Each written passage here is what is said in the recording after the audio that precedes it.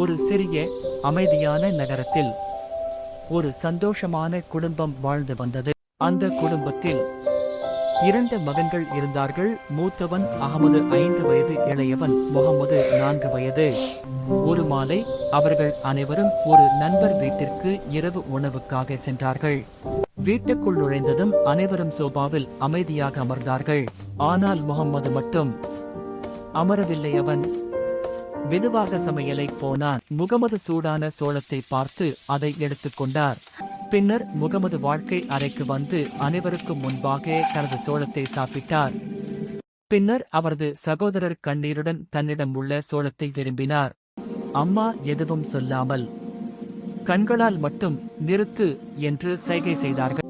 எனவே குடும்பத்தினர் வீட்டிற்கு சென்றனர். பின்னர் முகமதுதான் எடுத்த சோளத்திற்காக தனது பெற்றோரிடம் மன்னிப்பு கேட்டார். பின்னர் அவரது பெற்றோர் அவரை மன்னித்தனர். அவர் மகிழ்ச்சியடைந்தார்.